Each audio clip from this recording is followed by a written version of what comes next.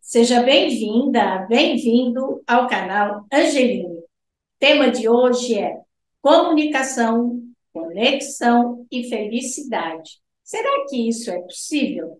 Quem vai nos explicar e dar muitas dicas é a fonoaudióloga e escritora Leni Quirilos. E antes de começar essa nossa conversa, eu te faço um convite. Se inscreva no nosso canal no YouTube, no Spotify, no Instagram, no Facebook e saiba de todas as novidades no nosso site, sempre no canal Angeline.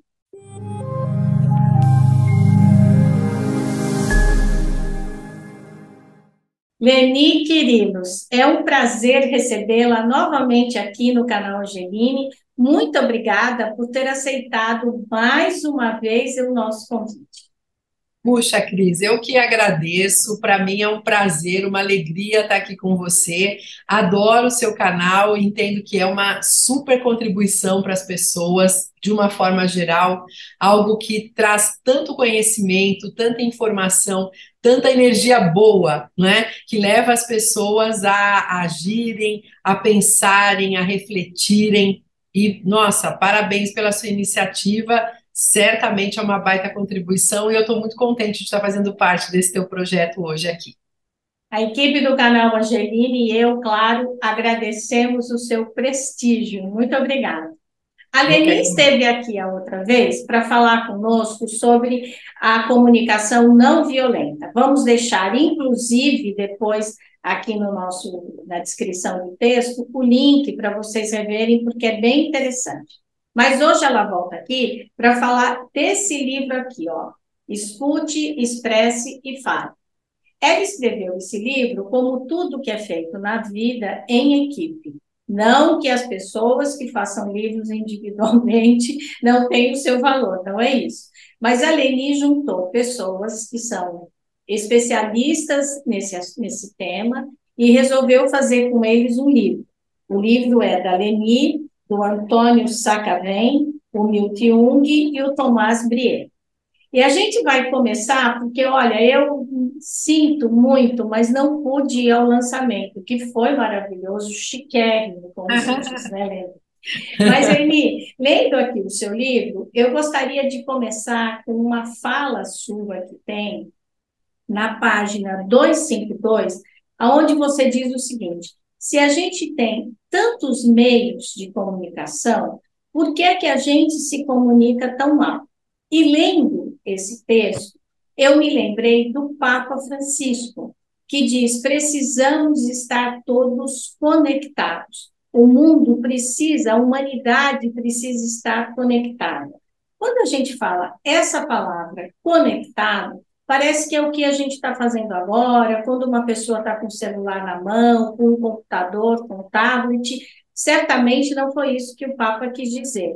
Eu gostaria que você, que é especialista nesse assunto, dissesse o que é, de fato, estar conectado um com o outro. Cris, olha só, o ser humano tem um cérebro que a gente chama de cérebro social. Isso nos mostra, isso pressupõe que nós temos necessidade de estarmos em contato com as pessoas. Aliás, eu sempre costumo dizer, né, que o nosso cérebro primitivo, que é o nosso sistema límbico, busca bravamente o contato, a interação, por uma razão muito simples. Nossa espécie é uma espécie muito fraca do ponto de vista físico. Se a gente pensar num leão, se a gente pensar num tigre, até numa cobra venenosa, são animais que têm mais força do que nós e maior capacidade de se defenderem, de se protegerem. Então, o ser humano só sobreviveu como espécie porque ele aprendeu a atuar em grupo, ele aprendeu a agir em bando. E lá atrás, quando nós éramos pré-históricas, saía uma parte do nosso bando, da nossa caverna, e ia buscar comida, ia lá caçar, enquanto que a outra parte ficava na caverna, cuidando das crianças, protegendo o ambiente, evitando que houvesse algum tipo de invasão. Então, nós temos uma necessidade de estarmos em grupo e, paralelamente, um baita receio de sermos banidos do grupo.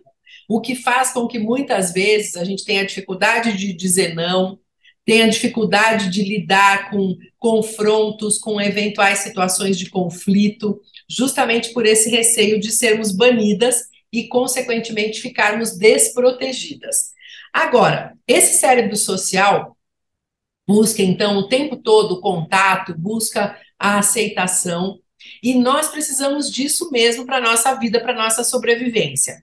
Só que, paralelamente, a gente está vivendo hoje num mundo com uma quantidade absurda de estimulação, com uma quantidade absurda de informações que nos bombardeiam por todos os lados, e existe uma condição, Cris, que é essencial para que a gente se conecte ao outro e que está sendo muito disputada hoje em dia, que é a atenção. Eu preciso de atenção para me desligar de qualquer outro estímulo que esteja acontecendo aqui perto de mim e focar em você e focar nos meus pensamentos, na nossa conversa de agora, desse momento. Então, é sempre um grande desafio a gente estabelecer esse vínculo e esse contato. E veja, a gente está lidando num momento onde, como nunca na história aí da humanidade, nós tivemos tantas oportunidades de nos conectarmos. Eu posso falar presencialmente com você, o que, aliás, é sempre muito agradável. Eu posso falar online com você. Eu posso ligar para você e conversar por telefone. Eu posso fazer uma ligação de vídeo pelo WhatsApp. Eu posso entrar numa videoconferência com você e com mais pessoas. Então, veja, os canais de comunicação são ricos e são inúmeros. Só que se eu não consigo desenvolver um nível de atenção, eu posso estar conectada tecnologicamente, porém eu não vou estar conectada com você do ponto de vista pessoal, do ponto de vista dessa interação mesmo. E aí acontecem aquelas coisas, né, da gente escutar o que o outro está dizendo, mas não ouvir verdadeiramente e não levar em conta. É uma busca que nós todos devemos ter por uma melhor qualidade nessa conexão. O Papa Francisco ressalta o fato de que nós estamos conectados, interconectados o tempo todo, porque essa é uma característica do ser humano, é uma necessidade nossa. Só que nem sempre a tecnologia, que claro, tem um lado mega positivo, nos ajuda nessa conexão. Às vezes, ao contrário, né? O excesso da tecnologia pode nos distrair. Às vezes você está falando com alguém e o celular da pessoa vibra no bolso e ela fica lá tensa, nossa, será que é alguém que está precisando falar comigo? E às vezes ela está na conversa com você sem estar ligada no que está falando, sem estar absolutamente concentrada, focada. E é um grande desafio hoje, o momento que nós vivemos, por conta disso. A comunicação é uma função básica, é uma função essencial nas nossas vidas, ela nos traz uma série de ganhos, nós melhoramos, nós aprendemos, nós nos fortalecemos e nós evoluímos muito por meio da escuta e por meio da expressão. E é algo que tem que estar no nosso radar e que a gente precisa dedicar uma atenção maior. Então, Leni, porque essa conexão que você fala, esse estar conectado com o ser humano, é exatamente como dizem os budistas, que é viver o agora, o Sim, presente. estar presente. Então, se eu estou falando com você agora, eu estou falando com você. Eu não posso me ligar em outras coisas. Sim. Não é porque as pessoas às vezes acham que isso é uma agilidade. Nossa, a pessoa é ágil, ela está aqui, está Pois é, falando lá. No fundo, ela não está concentrada em nada, né? exatamente. E a E gente depois, às vezes, ela tem que voltar e falar: Nossa, será que eu falei mesmo isso? Será que eu pensei? Ela tem que rever texto. Então, independente dessa modernidade que a gente vive, mas a gente precisa fazer uma coisa de cada vez, até para fazer bem feito, perfeito. né? Cris, deixa eu te contar uma coisa em relação a isso que me chamou assim muita atenção. Até um tempo atrás, a gente acreditava que a gente pudesse ser multitarefa, né? Principalmente mulheres, tem 10 mil coisas para pensar, para fazer, para dar conta ao mesmo tempo. E aí, os estudos mais recentes, a neurociência traz muitos dados sobre isso, mostram claramente que a nossa atenção, ela não é dividida, ela é alternada. Então, se eu estou falando aqui com você agora e de repente toco meu celular e eu vou olhar se tem alguma mensagem importante, naqueles segundos eu estou até te escutando, o som está entrando no meu aparelho auditivo, mas eu não estou processando a informação. Eu tô ouvindo, mas eu não estou escutando. E tem um estudo que eu considerei assim sensacional em relação a isso, que fez o seguinte: escuta só, eles pegaram um palestrante muito bom que conseguia aprender, chamar a atenção das pessoas, e eles colocaram 450 pessoas num auditório para assistir a uma apresentação desse sujeito. O sujeito começou a falar e eles programaram previamente para que, num determinado momento, vibrassem os celulares das 450 pessoas, tá? No decorrer daquela apresentação. E aí, o que que aconteceu? Quando vibrou o celular, cerca de 74% da plateia parou e colocou a mão no bolso para pegar o celular e olhar. A outra porcentagem continuou atenta, deu uma desprezada básica. Dessas 74% de pessoas que pegaram o celular para olhar, o que que acabou acontecendo? Esse palestrante foi orientado, neste momento, a falar uma coisa absurda, que não tinha nada a ver. Então, assim, sem perder o ritmo do que ele vinha falando, ele traz algo do tipo: nossa, meu zíper está aberto. Nossa, quero ir no banheiro. Alguma coisa que não tinha nada a ver com o que ele estava dizendo. Só 12% das 74% das pessoas pararam de olhar para o celular e olharam para ele quando ele falou essa coisa absurda. Só 12%, Cris. Então, o que que aconteceu? Aquela quantidade enorme de pessoas que estava lá assistindo ouviu o que ele disse, mas não processou a informação, simplesmente não entendeu. E foi algo que passou batido. Foi uma informação que passou batida. Então, veja, inclusive, Cris, o risco que nós corremos de, numa determinada situação, deixarmos de dar atenção para algo que pode ser essencial, que pode ser relevante demais para cada uma de nós. É algo que sem contar esse celular, né, Leni, quando ele fica quando a pessoa está andando de moto, de bicicleta, de carro, né? Ou então atravessando a rua, olhando o celular. Tudo isso é um perigo, né? Quando o Papa Francisco fala que as pessoas precisam estar conectadas, eu entendo que ele quer dizer que as pessoas precisam ter empatia. Elas precisam olhar para... Porque se eu estou aqui agora, conversando com você, e acho que o que você está falando não faz muito sentido, e não te pergunto, não converso, não tenho uma interação, não entendo um pouco por que você está dizendo isso, eu não presto atenção, aquilo passa batido e acabou. O que o Papa, claro, na questão da espiritualidade, ele diz, você precisa estar conectado e entender o outro. E na comunicação também, né, Lili? Você pode não estar concordando, mas você tem que entender o que a pessoa está te dizendo.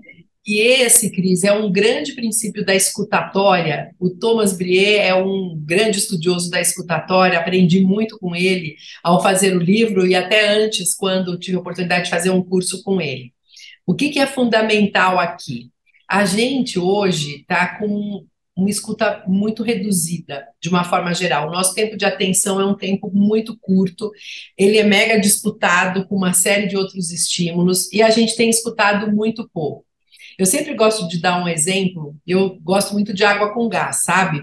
E é muito comum que quando eu vá num restaurante, em algum lugar, na hora de pedir as bebidas, eu peço uma água com gás. E o garçom, Cris, sempre pergunta, com gelo e limão? E eu sempre respondo, não, só gelada. Toda vez o garçom traz o copo com gelo e limão para mim. Ou seja, ele perguntou, porque ele está habituado a perguntar, mas ele não escutou a minha resposta. Às vezes isso acontece, talvez já tenha acontecido com você, com alguém que está aqui nos escutando, quando a gente faz uma compra com cartão de crédito. Você vai lá, dá o seu cartão, aí você coloca, a pessoa põe os dados, você digita a sua senha, e aí é comum a pessoa perguntar, quer a sua via? Eu sempre respondo, não, não precisa, obrigada. e a pessoa sempre me entrega o cartão com a minha via junto, Isso. uma via que eu não pedi. Então, é uma coisa maluca isso, porque realmente a gente não ouve. Às vezes, tirando essa questão da distração, que é o que acontece com essas pessoas, que perguntam, mas não se ligam na resposta, muitas vezes a gente ouve o outro, Cris, com a intenção de interferir, de discordar. E às vezes a pessoa está falando e a gente já está maquinando lá a nossa mente, buscando assim, tá, o que que eu vou falar aqui na sequência? E aí é claro que não há uma escuta. A escuta verdadeira, a escuta ativa, como nós chamamos, a escuta empática, nos diferencia muito das pessoas em geral. Traz três vantagens impactantes. A primeira é essa diferenciação. Como ninguém mais escuta, a hora que eu escuto com atenção, eu me diferencio. O outro me vê e pensa assim: nossa, a Leni é diferenciada, olha que interessante, ela está prestando atenção no que eu digo. Segundo ganho, Cris, quando você ouve verdadeiramente, você cria um clima que gera mais entendimento. É como se você deixasse o outro mais predisposto a se entender com você, o que é bárbaro, porque você abre um caminho para a compreensão, para o consenso. E terceiro, quando você escuta verdadeiramente, você, na sua vez de falar, consegue customizar aquilo que você vai dizer na linha do que vai interessar, na linha do que vai efetivamente te ajudar a convencer o outro a respeito de algo que você esteja propondo.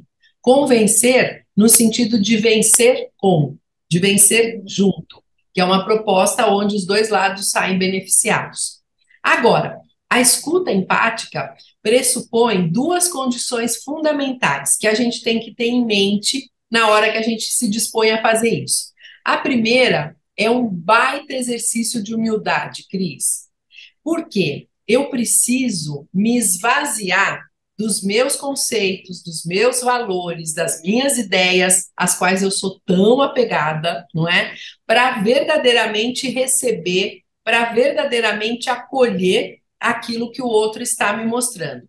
Quando eu digo acolher, não significa aceitar, não significa concordar, mas eu devo acolher a informação, receber aquilo que a pessoa está trazendo, refletir sobre, e a partir dessa reflexão eu posso ter três possibilidades de resposta. Primeiro, eu posso achar que realmente aquilo que você está me falando faz sentido, e aí eu vou adotar aquilo para mim. Eu posso achar que faz sentido em parte, e aí eu vou ter aí uma conclusão híbrida, uma parte do que eu penso com uma parte do que você pensa.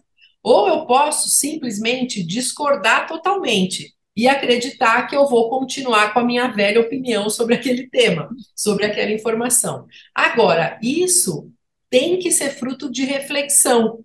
Não pode ser uma coisa que o Flávio de Kovács, o psicanalista, dizia, que era um cérebro refratário.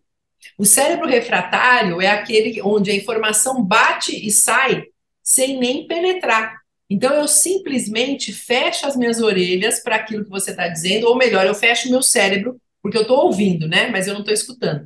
Eu fecho meu cérebro para qualquer tipo de percepção, de compreensão, de reflexão em relação ao que você está me trazendo.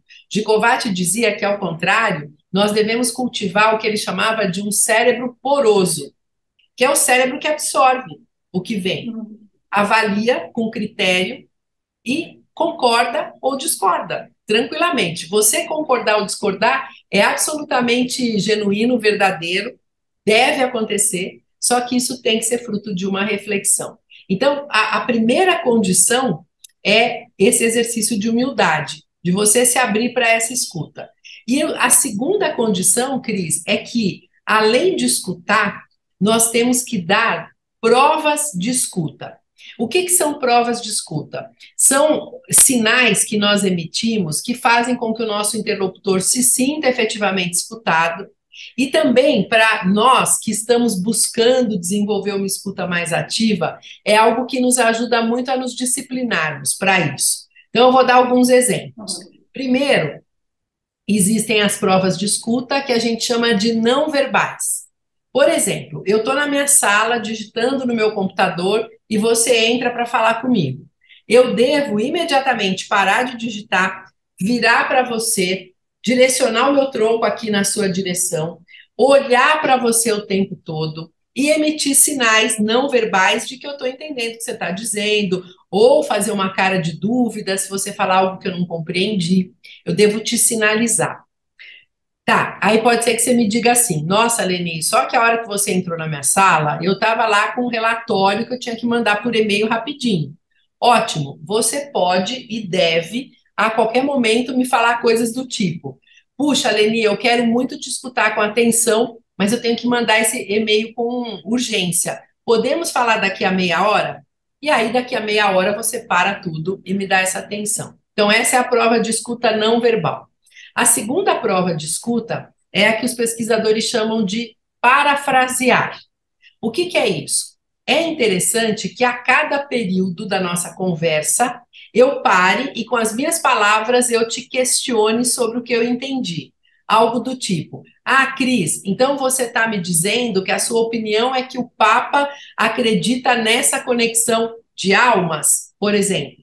E aí você tem a oportunidade de dizer: sim, é isso mesmo, ou então até de acrescentar algo, de me corrigir, por aí vai. Então, parafrasear é um hábito muito relevante, muito importante. E a terceira prova de escuta é a que os pesquisadores chamam de espelhamento verbal. Tem a ver com a gente usar em algum momento alguma expressão que a pessoa utilizou, colocando numa frase da seguinte forma: quando você diz blá, blá, blá, blá, blá, blá, blá, e aí eu me coloco pessoalmente, porque blá, blá, blá, blá. Por exemplo, imagine que você me fale assim: nossa, Leni, eu estou numa correria essa fase, é tanta solicitação que às vezes eu sinto como se eu estivesse andando numa corda bamba, nossa, com um desgaste bastante grande. Então, por exemplo, eu posso virar para você e falar: Cris, quando você diz que se sente como se estivesse andando numa corda bamba, eu imagino o tanto que deve estar sendo desafiador para você, porque realmente esse excesso de solicitação nos cansa muito. Então, é uma forma poderosa de eu te sinalizar que escutei o que você falou, eu me posiciono pessoalmente em relação a isso que eu ouvi e eu justifico por meio do meu porquê. Tá? Então, são maneiras poderosas da gente estabelecer aí sim vínculos reais, estando presentes, nos colocando de maneira focada, empática e ativa no contato com o outro.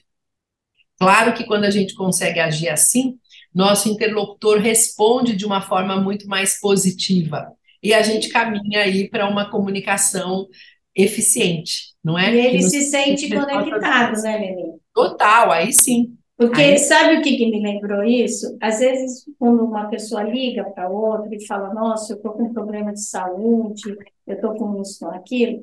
Eu, às vezes, eu até entendo que a outra pessoa que está ouvindo, ela diga: olha, você sabe que quando eu tive tal problema, quando eu tive isso, ela sequer diz para a pessoa: nossa, olha, é ruim, mas vamos lá, vamos, sei lá, rezar juntos, vou claro, te mandar claro, energias positivas. E aí claro. sim você pode dizer: olha, eu já passei por isso, ou eu conheço alguém que passou por isso, e essa pessoa resolveu. Então, É fique o tranquila. acolhimento, né, Cris? É, mas Sim, não é assim, a pessoa te liga, ela te conta uma coisa que para ela naquele momento é uma tragédia, a outra ignora e conta um fato ainda pior, né? Quer dizer, agora, Leni, lendo também o livro, nossa, eu gostei muito do livro, né? que Porque bom. ele tem um jeito que você vai realmente falando: não, eu quero saber o que vem em seguida, né? Ele vai te Bom, atraindo, né? Foi muito bem elaborado mesmo. E que bom. aí, essa parte que fala da felicidade e da comunicação. Ótimo. Eu gostei muito dessa introdução, queria que você explicasse que são as pesquisas, que a maior parte da felicidade está dentro de cada um, e depois a gente vai falar aí de uma coisa que eu acho que tem tudo a ver, acho não, né? Tem tudo a ver com o propósito aqui do canal, que é o perdão. Tá, ótimo. Então vamos lá, vamos por partes. Primeiro, Cris, eu andei estudando muito a respeito aí de felicidade por conta de alguns estudos que um tempo atrás eu tive acesso que diziam o seguinte, que era um estudo que cruzava violência com comunicação. E o que eles identificavam? Eles fizeram um estudo observando pessoas que foram vítimas de violência e pessoas que praticaram violência. Então, eram presos de alta periculosidade e vítimas dessas pessoas. E o que eles notaram? Que pessoas que é, estão nessas duas áreas, que sofreram violência ou que praticaram a violência, elas tinham uma ocorrência maior de problemas de comunicação. Tá? Então, pessoas que têm problemas de comunicação sofrem e praticam mais violência. E aí eu comecei a estudar, cheguei no conceito da comunicação não violenta, que a gente teve a oportunidade de conversar na outra oportunidade, né? E o que começou a me chamar a atenção? Puxa, se a comunicação é ruim, eu gero mais mal entendidos. Se a minha comunicação é ruim, eu tenho mais dificuldade de expor o que eu penso, o que eu sinto. Eu certamente vou ter retornos diferentes do que eu estou, daqueles que eu estou buscando, porque eu não estou sabendo explicitar o que eu preciso em cada momento. Se a minha comunicação é ruim, eu vou ter uma escuta prejudicada e eu vou deixar de considerar o outro que está lá diante de mim. E aí, quando eu comecei a me dedicar mais ao estudo da felicidade, um ponto me chamou demais a atenção, Cris. Cada estudo, a seu tempo, no local onde foi feito, considerando a cultura e etc., elenca uma série de itens que são relevantes para esse processo. Então, por exemplo, vou citar um israelense, Dr. Tal Ben-Har, que é lá da Universidade de Harvard, que mostra, por exemplo, que o controle do estresse é relevante, a prática de atividade física é algo importante, você aceitar que a vida tem altos e baixos é importante, e assim vai. Então, vários autores colocam algumas informações. E a única condição que é unânime, ou seja, que todos os estudos de todos os tempos e de todas as culturas nos trazem, é que o estabelecimento de relacionamentos saudáveis é um dos maiores preditores de felicidade. Puxa, se eu tenho que ter relacionamentos saudáveis, eu tenho que saber me comunicar bem, senão eu não vou dar conta disso.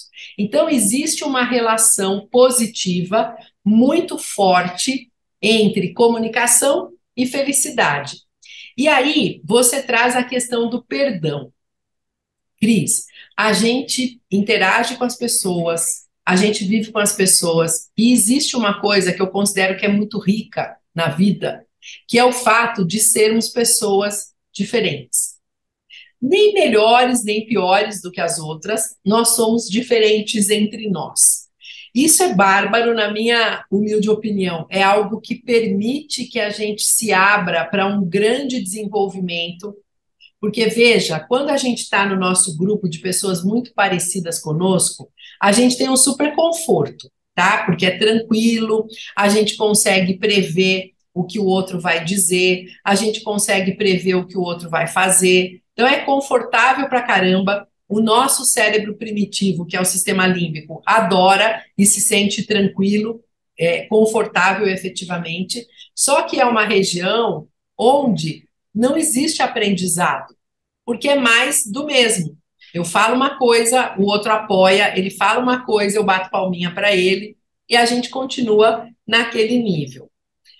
Eu gosto muito de um estudo do Dr. Luiz Meirelles, que é um psicólogo, que ele diz o seguinte: ele fala que nós temos pessoas, ele diz o seguinte, que cada um de nós é considerado ou pode ser simbolizado por meio de um ponto. Tá? E ele diz que ao redor de nós existe um círculo pequeno de pessoas que pensam e agem como nós. E a essas pessoas, que eu estou fazendo referência agora, como a nossa bolha, ele dá o nome de normais. Então, assim, eu vejo um comportamento da Cris, eu sou amiga da Cris, me identifico muito com ela, legal, considero normal essa atuação da Cris, por exemplo, essa atitude que ela teve. Só que ele fala que existe um círculo, infelizmente, maior de pessoas que ou pensam ou agem de maneira diversa da nossa. E a essas pessoas a gente costuma dar o nome de estranhos. É aquele colega que faz um comentário, você olha e fala: Meu Deus, de onde ele tirou isso? Por que que ele está falando um negócio desse? Que estranho. E existe ainda, querida, um terceiro círculo maior ainda de pessoas que nem pensam e nem agem como nós. E a essas a gente costuma dar o nome de insuportáveis. E aí a gente tem um conforto enorme quando nós estamos lá junto do nosso grupo de normais. Só que, como eu comentei, o aprendizado acontece no contato com os estranhos e com os insuportáveis. E a única forma da gente estabelecer bons contatos com essas pessoas é investindo na nossa comunicação, é nos abrindo para uma compreensão maior do que o outro está trazendo.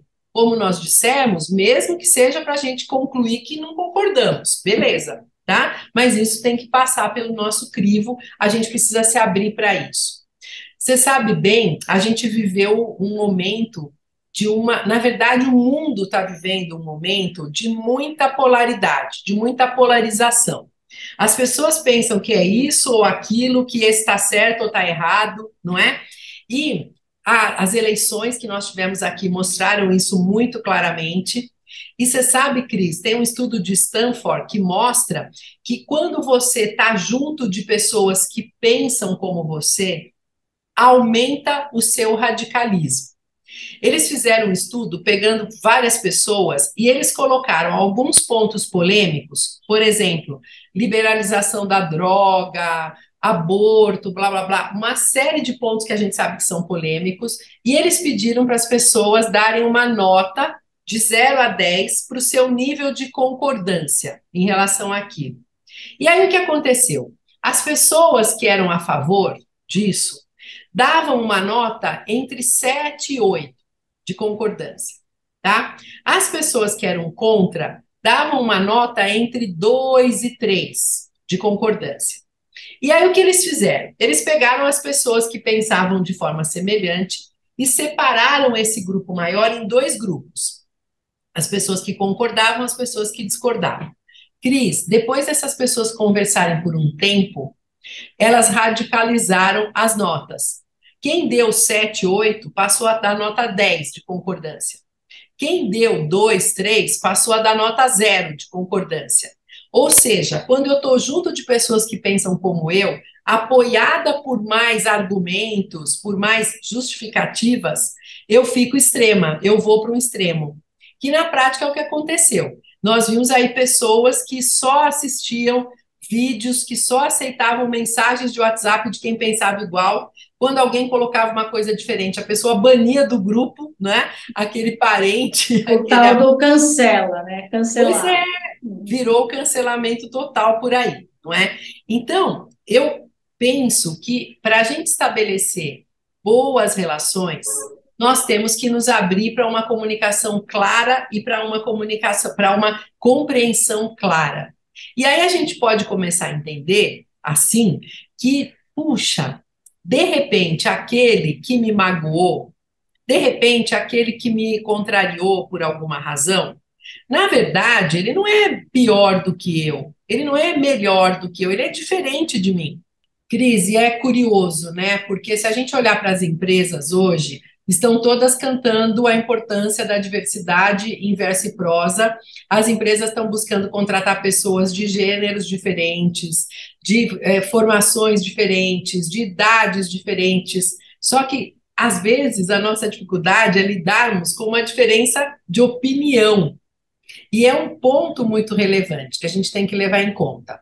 Bom, então, se a gente parte do princípio, Cris, que nós somos pessoas diferentes, que a comunicação nos conecta, e, claro, como toda competência pode ter falhas, porque a gente entende o que o outro diz a partir dos nossos princípios, é natural que a gente lide com alguma situação onde, puxa, me senti mal, puxa, fiquei chateado com o que o fulano fez, com o que o ciclano fez. Quando a gente pensa no perdão, é curioso, porque as pessoas pensam no perdão normalmente como um benefício para o outro. Então, você me prejudicou de alguma maneira, você me chateou de alguma maneira, e aí, se eu te perdoo, é como se eu estivesse fazendo um benefício para você. Na verdade, o perdão é um benefício que a gente faz para nós mesmos. Existem muitos estudos que mostram a interação de problemas de saúde, por exemplo, desde pressão alta, né, hipertensão arterial, até câncer, até problemas cardíacos mais relevantes, e que mostram que existe uma ocorrência muito grande de falta de perdão nesses casos. Então, a gente sabe que a raiva, a mágoa, o incômodo com o outro faz mais mal para a gente do que para aquele que é alvo. É claro que se eu estou muito brava com você, estou sentindo raiva de você por alguma razão, eu vou te transmitir, vamos dizer assim, uma energia negativa, bem ruim mesmo, que de alguma maneira pode ser que você capte, de alguma forma. Se você estiver muito bem, porém, muito, sabe, centrada, no contato com a espiritualidade maior, no contato com o seu verdadeiro eu, periga até de você nem captar essa energia ruim, tá? Agora, eu que estou sentindo, ela está dentro de mim, Cris, e isso faz muito mal para mim desde o ponto de vista Leni, físico. deixa eu. Isso, eu lembrei, quando fala da raiva, e você estava falando do ponto de vista físico, acho que uma imagem que a gente tem clara é do Hulk, né? Quando ele Sim, fica aquela raiva, que ele fica verde, ele fica verde, é exatamente. aquela raiva de fígado, como se diz, não é? Exatamente, ele fica bilioso, né? É. Cheio de bile. É isso mesmo. Então, eu vou ter efeitos desde físicos até emocionais, muito fortes e muito impactantes. Então, é uma libertação, Cris, quando a gente perdoa. Tem um livro muito legal que fala sobre o valor do perdão, e o autor coloca que ele usa duas analogias que me chamaram a atenção.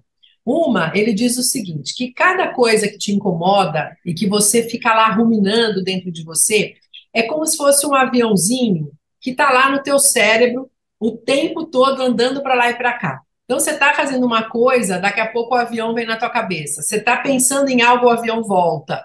E ele ocupa um espaço muito grande. E a outra analogia que ele faz é que ele diz que quando você tem alguém que te fez mal e você mantém essa pessoa no centro da sua vida, porque você não consegue perdoar, é como se ela estivesse ocupando a sala de visitas da sua casa, que é a área nobre da sua casa. E aí, aquelas pessoas que você gosta, você vai ter que colocar lá no fundo, lá na edícula, porque não vão caber. Então, na verdade, se trata de uma escolha consciente nossa de nos desapegarmos daquilo que nos fez mal. É importante que a gente olhe para a situação, que a gente busque ter uma noção mais ampla do que está acontecendo, Cris. Até porque, muitas vezes, aquilo que nos pareceu um mal pode ter sido um mal entendido, pode ter sido uma distorção, de repente, pode até ter sido algo que a gente, sem perceber, cultivou e fez acontecer. Então, eu sempre considero que a gente tem que olhar para as coisas que nos fazem mal e procurarmos entender. Temos esse contexto mais geral. Espera um pouquinho. O que a pessoa fez para mim? Será que eu poderia ter evitado isso? Será que o meu comportamento, de repente, estimulou essa pessoa a agir assim comigo? Será que eu cutuquei e aí tive isso de retorno e não soube lidar com o que eu tive? Então, o aprendizado, a experiência que a gente adquire precisa ser amadurecida, precisa ser percebida, precisa ser efetivamente aproveitada por nós. Agora, passou isso, aproveitei para esse aprendizado, esquece, tira da sua vida, porque é algo que só vai te fazer mal, é algo que vai consumir a sua energia física, espiritual, emocional e que vai te manter ligado de uma maneira muito forte energeticamente a alguém que você não teria escolhido para ter na sua vida naquele momento, E a sabe? pessoa não Então, está nem aí, né, Renê? a pessoa às A vezes não raiva tem. ela ficou com você só, né? Claro que É sim. só você que alimenta aquilo.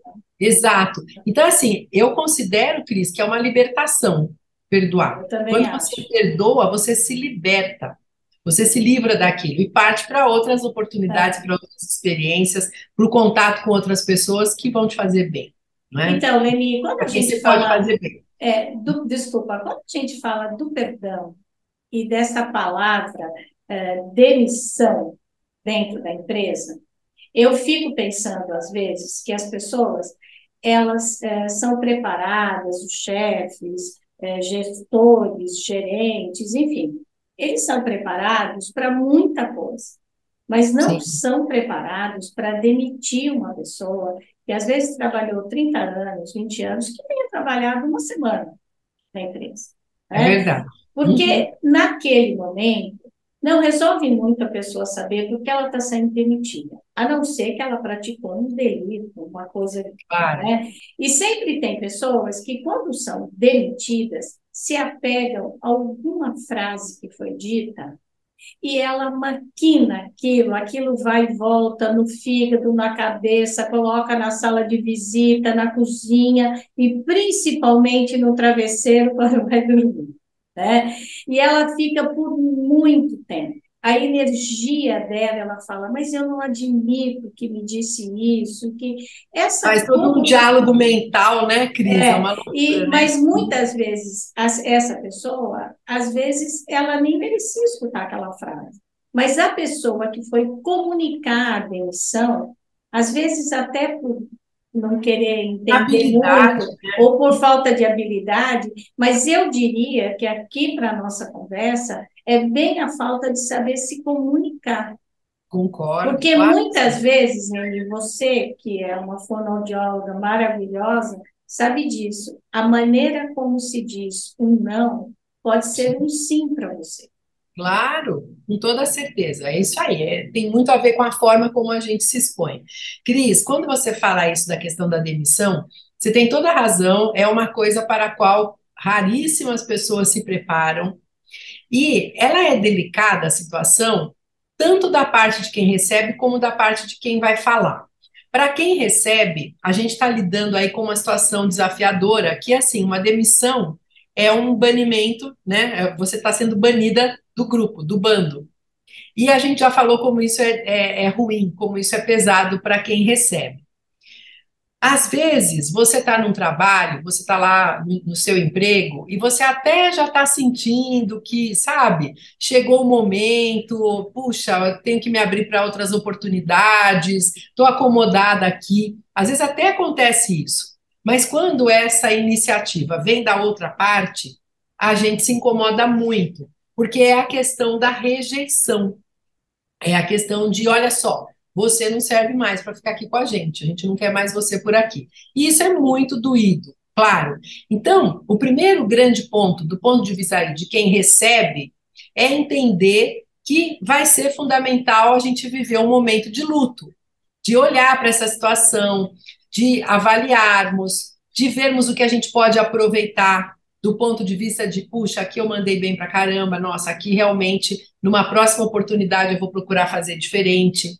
Isso é maturidade. E aceitar o luto durante um período para que você possa se reorganizar. Isso é fundamental. Agora, do ponto de vista de quem fala, precisa haver um cuidado muito grande. E grande parte das pessoas tem dificuldade de fazer isso porque ninguém nos ensina, Cris, porque ninguém nos coloca nessa condição.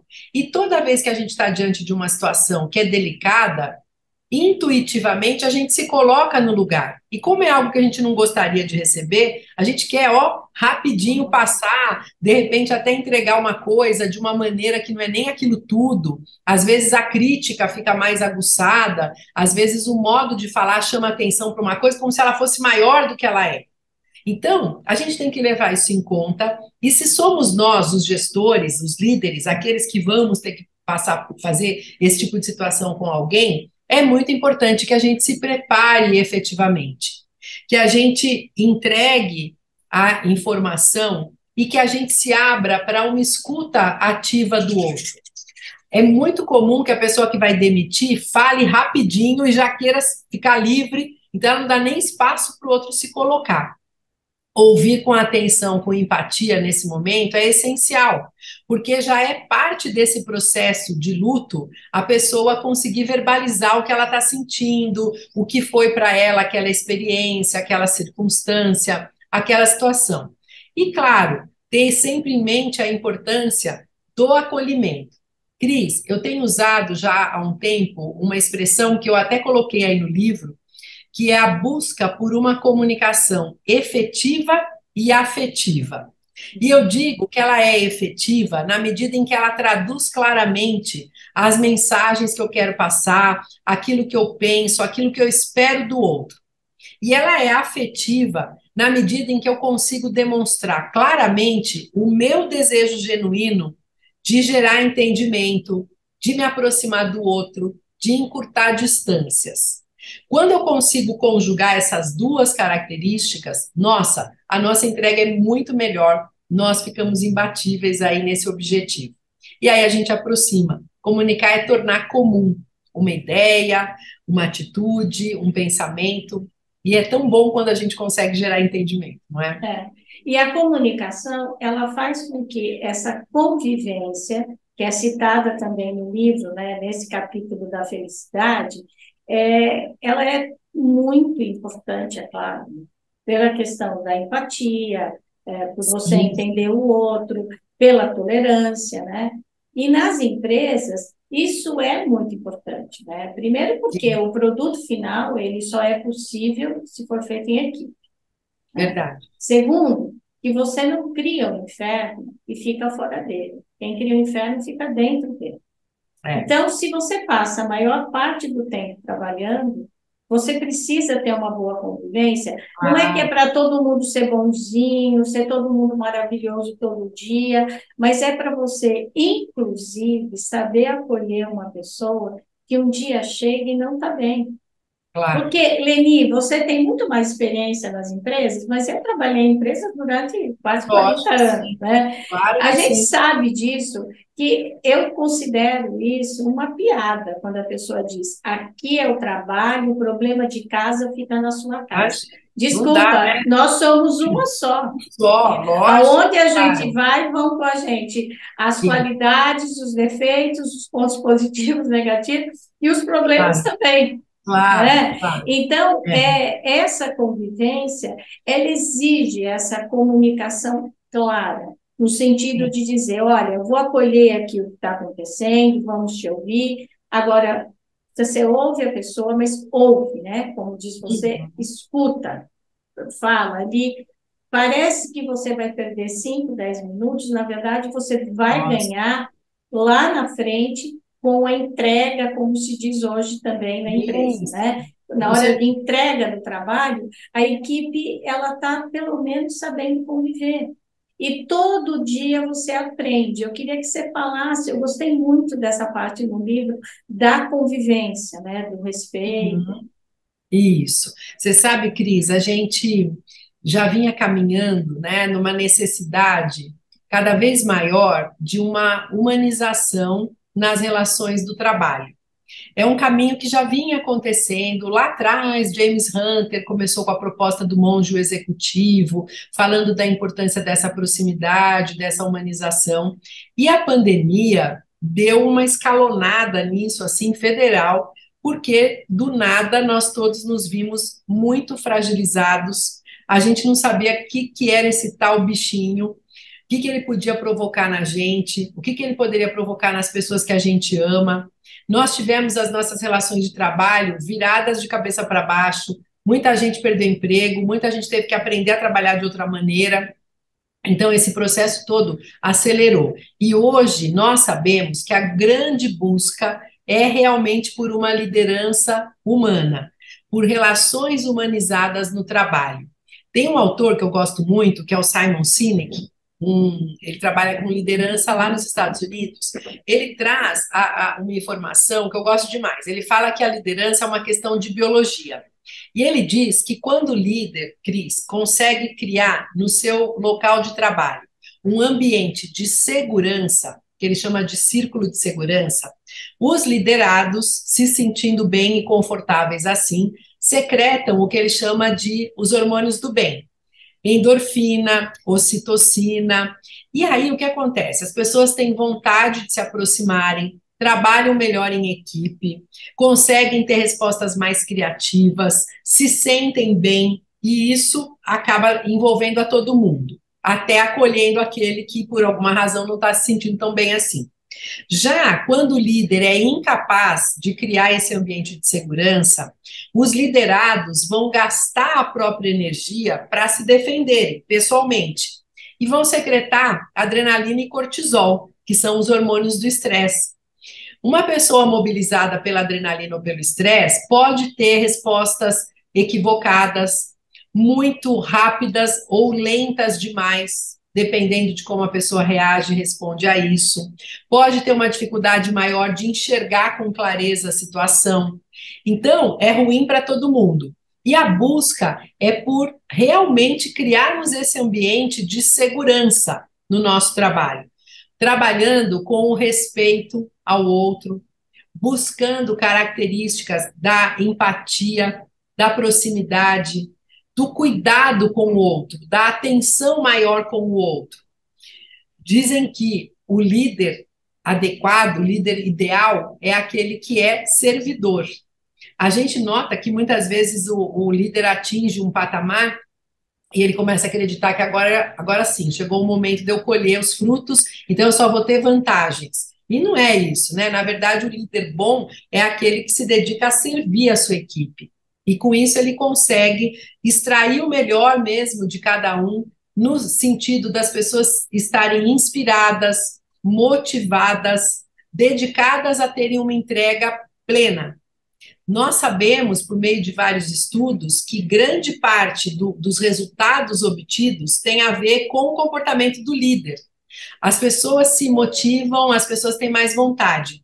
Teve um estudo que me chamou muito a atenção, num determinado estado, lá dos Estados Unidos, onde o inverno era rigoroso demais, é rigoroso demais, e caía muita neve e muitas vezes impedia as pessoas. E eles tinham, nas empresas, um combinado que era o seguinte: teve uma tempestade, uma nevasca, alguma coisa assim, você não precisa nem trabalhar porque está justificado, né? Mas aí os pesquisadores começaram a notar que alguns funcionários davam um jeito e iam, mesmo assim. Tiravam lá a neve da frente do carro, tentavam ligar o carro, fazer o carro pegar. Se o carro não pegasse, tentavam ir de outra forma, pediam uma carona e acabavam chegando. E quando essas pessoas foram questionadas, puxa, você teoricamente hoje já tinha uma desculpa para não vir e mesmo assim você veio.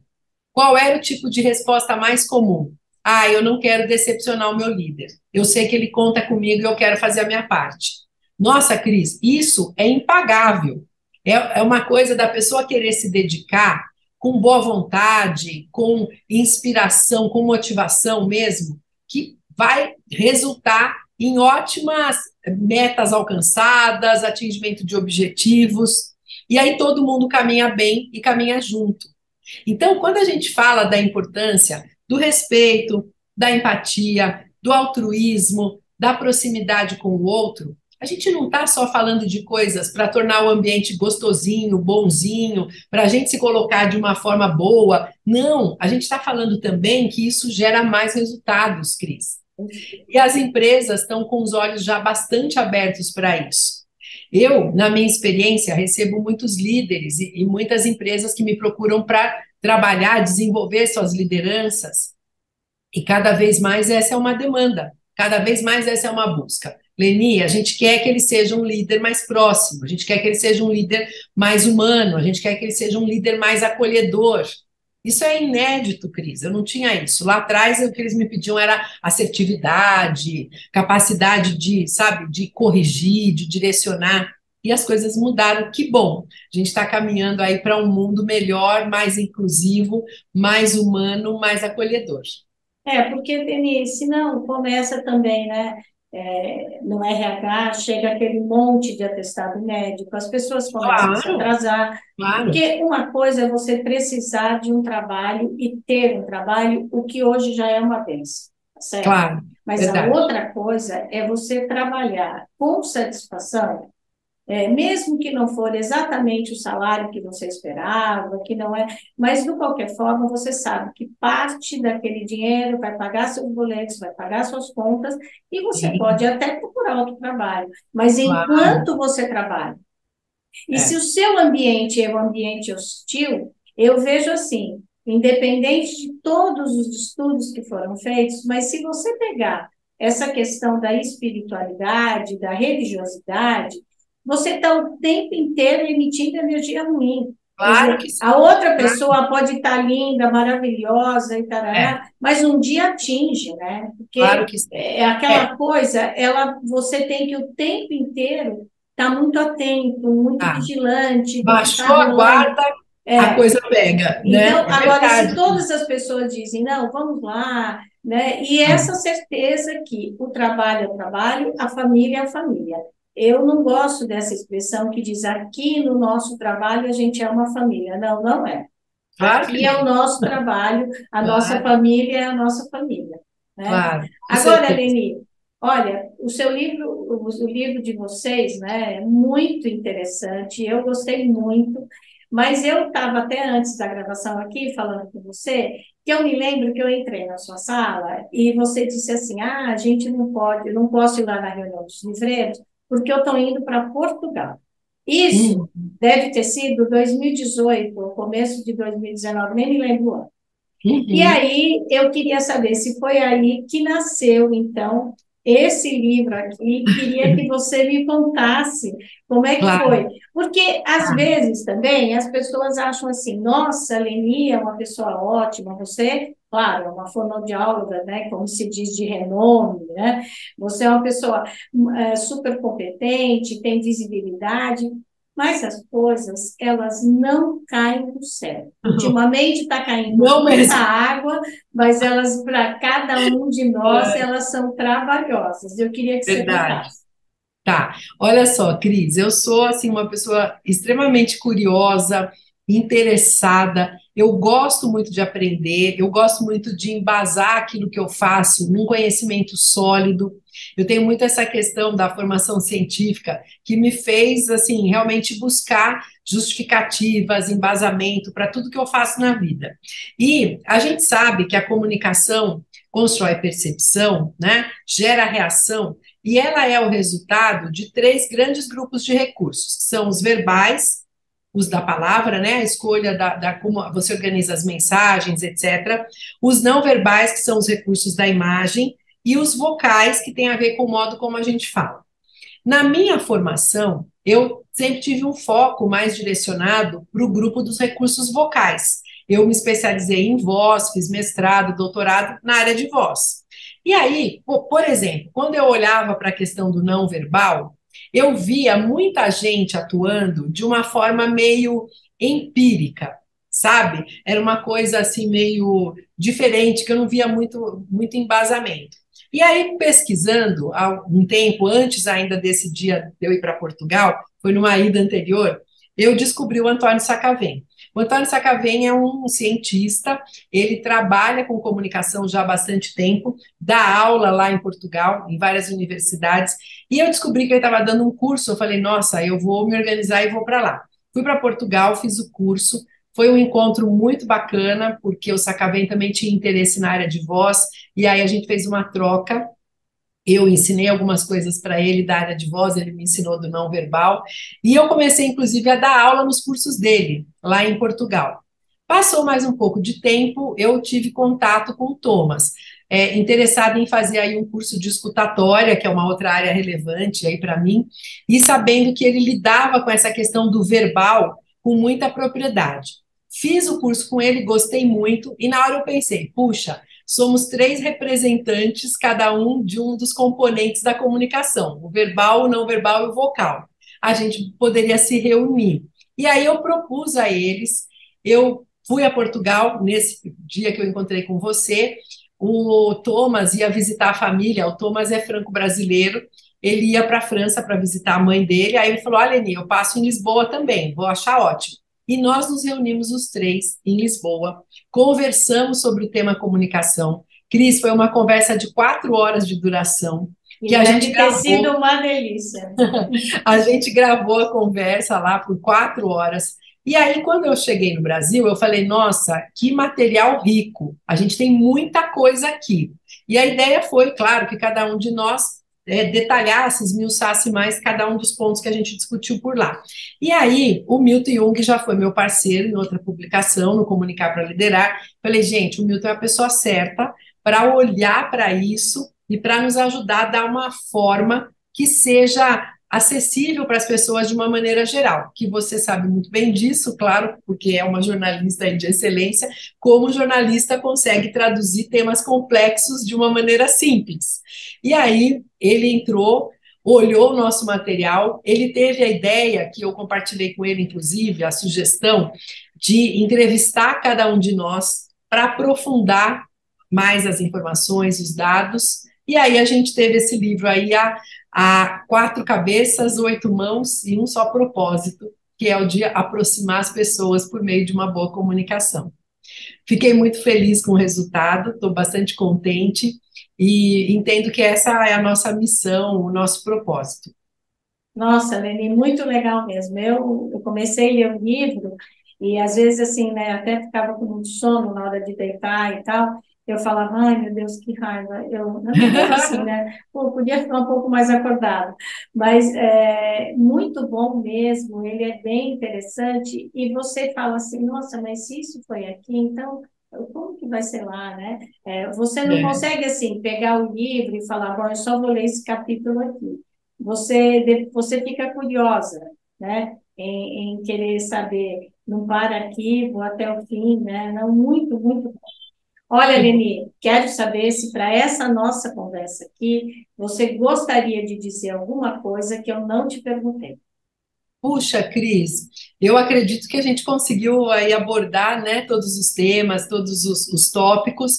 Eu tenho essa mensagem final que eu tenho deixado sempre falando da tal comunicação efetiva e afetiva, que eu entendo que pode ser legal de estar na cabeça das pessoas. E só reforçando, Cris, quando as palavras faltam, a gente gera desentendimento, a gente gera briga, a gente gera incompreensão. Então, quando a gente pretende, né, quando a gente quer lidar num ambiente mais agradável, num ambiente mais inclusivo, num ambiente de segurança, como diz o Simon Sinek, é fundamental que a gente se abra para a compreensão do outro e para a nossa expressão clara daquilo que a gente sente, daquilo que a gente espera. Que a gente possa ter isso aí como uma meta para tornarmos o mundo melhor. Eu digo que a comunicação é melhor quando o ser humano se melhora, quando ele se torna uma pessoa melhor. Entendo que esse é o caminho. E que bom que a gente pode, né, ter dados, informações. Hoje em dia a gente tem um material tão rico em relação a isso, né, para que a gente possa buscar esse aprimoramento e realmente nos desenvolvermos como seres humanos. Entendo que isso é essencial até para que a gente seja mais feliz. Muito obrigada. Olha, eu vou recomendar aqui de novo. Esse livro é ótimo. Você pode ler, refletir sobre ele, você pode conversar com ele, inclusive na sua empresa, com seus amigos, e inclusive na sua família. Essa briga toda que gerou aí na eleição, um é da esquerda, outro é da direita, essa confusão toda, quem sabe, né, se não for ali pela espiritualidade, pela sua religião, quem sabe você vendo pessoas que estudaram e viram que conviver é a melhor parte da nossa vida, quem sabe a gente pode, de fato, viver num Brasil sem ódio, né? Um Brasil com mais amor, Deus porque quiser, todo isso mundo quer aí. ser feliz, e para todo Claro. mundo ser feliz, a gente precisa conversar, porque um só feliz não tem e não vai dar, Não, né? Não é não vai possível. manter, né, Cris? É isso mesmo. Leni, eu te agradeço imensamente a sua participação, principalmente o seu tempo, que eu sei que é precioso, e agradeço a você aqui que está nos ouvindo, ou pelo Spotify, ou nos assistindo pelo YouTube. Se você considera essa nossa conversa, esse conteúdo relevante, compartilhe o vídeo, compartilhe o áudio e fale do espaço do canal Angeline para a sua família e para os seus amigos. participe cada vez mais do nosso propósito, disseminar a cultura do encontro e a cultura da paz. Até a próxima quinta-feira. Leni, muito obrigada, querida. Eu te agradeço muito mais uma vez. Parabéns pelo seu trabalho de excelência e obrigada às pessoas que estão nos acompanhando. É um prazer. Obrigada. Obrigada. Tchau, querida.